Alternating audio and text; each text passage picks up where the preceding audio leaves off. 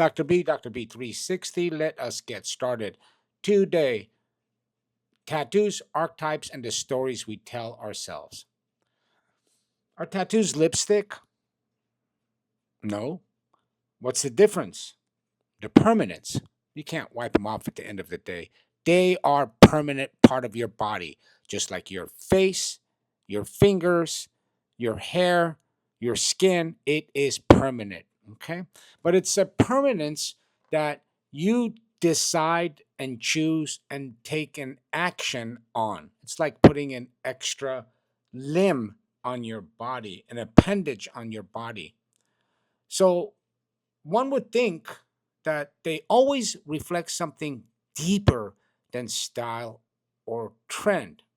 Maybe they reflect how you feel about yourself in the deepest way, your true identity, way deeper than your body. Sometimes even your soul, depending on who you ask and how they see the world and the language they use. Maybe your most permanent sense of self, whatever that is for that individual. That's how I have always thought of tattoos, and I think there is definitely a changing trend towards our attitude towards tattoos over the last 30, 40, 50, 60 years. Okay, even in the last 30, 35 years, I see a major change in that trend. Now, there are some studies that you can look at as who gets tattoos, what ages they get tattoos, where they get tattoos, what kind of tattoos. You can even ask them why. But I think that trend is real, our attitude towards tattoos, and it is actually a reflection of something happening much, much, much deeper with what it is to be a human being at the very, very most fundamental and maybe enigmatic level, the mysteries of what it is to be a human being. We have a connection with that, even if we can't express it or know it or put it down in an equation yet. Okay. Let's put some historical teeth and some sort of conceptual framework to what I'm saying. In short, I'm just saying, look, there's something about tattoos historically that represents something much deeper than putting a lipstick on or a piece of art that you appreciate for a moment, or at worst, something that is impulsive and chaotic. Let's look at the history of that. If you go back through history, you will never find tattoos being random or casual. In remote societies, let's just take a couple. They were sacred, okay? The Maori culture, okay? The mocha on the face, it wasn't ink, it was a map of someone's lineage. It was a map of someone's spirituality connected to their people, to their tribe, to their family. Samoans, Polynesians, same thing, the Tatao, it really marked the passage into adulthood, a test of courage, of belonging, of endurance, of being in a special group or class of people. And you see this across the board in every culture, across many times, however sophisticated the marking on the body was, you just see it. Tattoos were deeply embedded rituals telling the world, this is who I am. This is my role. This is my connection to something bigger than myself, but yet it is my identity, and we are all connected in that sense. Let's look at this from another angle that actually makes it even more fascinating. Okay? Archetypes, Jungian archetype layers. Look, when you look at across all of these cultures across time, whatever the method of symbolizing or carving into your skin was, more often than not, they just simply mirrored Jung's universal archetypes, timeless symbols that live in every culture, myth, and psyche. Even today, it is happening more often than people know it, even when someone has an impulsive, reflexive behavioral pattern that puts them in a position and they get a tattoo. I'll get to that impulsive part in a second.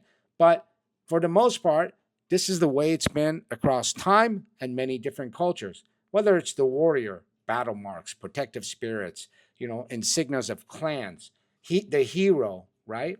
It's a rite of passage, right? Scars inked as proof of survival, which is deeply meaningful for that individual and connects them to their historicity, to their narrative, long before they were born, meant to carry on long after they pass. The sage, right? Mandela's sun symbols, they represent wisdom and transcendence. The lover, fertility, okay? Animals tied to passion, right? That's the lover. The next one, the ruler, authority, okay? Tattoos worn by chiefs or leaders declaring power and sovereignty. And then there's the trickster, masks or symbols of chaos and transformation. And you see that, and you see a lot of that actually in Russian prison tattoos. The point is, every inked design wasn't just art, it was a bridge into an archetype, okay? A story that helped someone orient themselves in the world through time from long before them into the future. And again, even in modern times in Western culture, you still see that. Sailors, lovers, gang members, convicts, again, just look at the Russian prison culture of tattoos and the profound depth, symbolism, and consistency with all of the archetypes we've discussed. Okay. Let me add briefly my own perception of tattoos, a consideration of a tattoos. In the 90s, I was in Berkeley, California, and at some point, for a while, I considered getting a tattoo. And a lot of people I knew had tattoos, and this was long before it was so popular. And at that time, when one considers a tattoo, I recall days, weeks, months drawing it, thinking about what it is that you represent. And every person that had one, there was a fascinating, interwoven story of their tattoo on their body relating to their identity in the most profound, sentimental, and deepest sense. That was my idea of a tattoo. I remember many, many, many years later, uh, a gal, I asked her, what does that tattoo mean for you? And why did you get that? And they looked at me quite puzzled and just said, oh, I was out with my friend and et cetera, et cetera, et cetera. I was in a state of shock. I had just moved to Bakersfield, California. I was like, wait, I was blown away, and I simply, my reflexive thought on it was her degree of shallowness as a person, and I left it at that. Okay, now let's go to today and the last several years, in the last 10, 15 years. Tattoos are everywhere. Of course, they have trending changes. More people are getting tattoos. They're in fashion. Some are not. I'm not talking about that, okay? Tattoos are everywhere in coffee shops, board meetings, celebrities, kids fresh out of high school. Still, you're convicts, but those tattoos are just inked in without any thought process or meaning for many of them. Not all of them. The gang affiliated guys are still pretty serious about their tattoos, but I'm talking about in general. By the way, nor am I discounting that there's still serious people with serious tattoos with serious symbolism and meaning. And I'm not also saying that there has never been people that just frivolously get a tattoo. Whatever that number is, it has significantly grown across the board in all cultures. Keep that in mind. Okay. So they're everywhere, coffee shops, celebrities, kids fresh out of high school, whoever. But here's the shift: the meaning has absolutely fractured. For the most part of what I just spoke of, for the most part, instead of initiation, lineage, spiritual connection, wisdom, courage, accomplishments, bravery, survival, rites of passage. They're just, look, the best I can say is aesthetic choice. Nah, that's the wrong term. Fleeting passion, even impulse. The number of those kinds of tattoos have significantly increased over time. And even those that put some time into it, many of them, for the most part, it's nothing like what it used to be for most people getting tattoos. You know, the meaning is a song lyric here, a logo there, a random design pulled from Pinterest. Really? That's where your tattoo comes from? Okay. The permanence on the skin remains, but the grounding in culture, the archetypes, gone.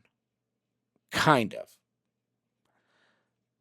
But if this is true, what of the deeper identity or sense of identity of the person that is involved in these sorts of activities of impulsive or thoughtless tattooing themselves? What does this tell us about that deeper identity or sense of self that that person has? Turn to dust? Maybe. And if this is happening to the groups that are getting tattoos in this way, which seem to be a lot more nowadays than in the past, then this truth must apply across the board to the wider culture and different places, different cultures at this time. Now, it's not a far stretch. There's nothing special about someone who's getting tattoos. They're not dumber than anyone else. They're not less insightful than anyone else. They're not less shallow than anyone else. In fact, I'd argue traditionally, most of these people in Western culture have been more insightful, more thoughtful, had a deeper connection to themselves and the universe and their place in it and what it meant. Sometimes fatalistic, but still, nevertheless, that erasing of individual memory translating into disappearance of collective memory, translating into disappearance of meaningful human identity. These potential conclusions are not far fetched. Let me repeat that, okay? If what I'm saying is true, the grounding for the individual of the person who gets the tattoo, the lack of connection to culture, history, archetypes of that individual, we still know that the physical permanence of getting a tattoo remains. So essentially, the person doesn't even care about who they are, their physical and deeper identity. Okay. If this is true, okay, which I'm saying maybe for a lot of individuals, it's just wiped and they're taking these actions because there's just no identity. There's some confusion maybe left. If this is happening, to those people that are getting tattoos in this way, there's no reason to think that what I'm saying does not apply to the wider culture, which is really erasing of individual memory in that particular person that behaves this way. And we can extrapolate to the wider culture that's doing this kind of thing across the board, which is disappearance of collective memory, which is, implies disappearance of meaningful human identity to your history, to the universe, and to all things spiritual and otherwise. And I'm saying these potential conclusions are absolutely not far fetched. That shift says something bigger about our society. We live in a culture of impermanence and disconnection and enemy. We're fragmented in our identities, absolutely fragmented and getting more so by the day. You know, You can chase a symbol without knowing its root. It might seem cool because it was on the cover of something or on one of the pages of Pinterest. And so you see people decorating themselves with archetypes without realizing we're doing that. We're reenacting ancient patterns almost as if it's imprinted in our DNA, in our evolutionary psyche. Okay? You know, a lion tattoo might be a modern man's unconscious attempt to embody the warrior. A mandala might be some woman's unconscious pull towards the self or the sage. But because the ritual context is gone, the memory of what that means is gone in the individual, in the tribe, in the culture. The act is more personal. No, no, no. That's the wrong term. Not personal. It is thoughtless and reactionary, sometimes maybe even chaotic and impulsive.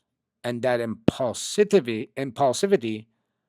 probably reflects reflexivity stamped into our DNA, and we don't even know what we're doing.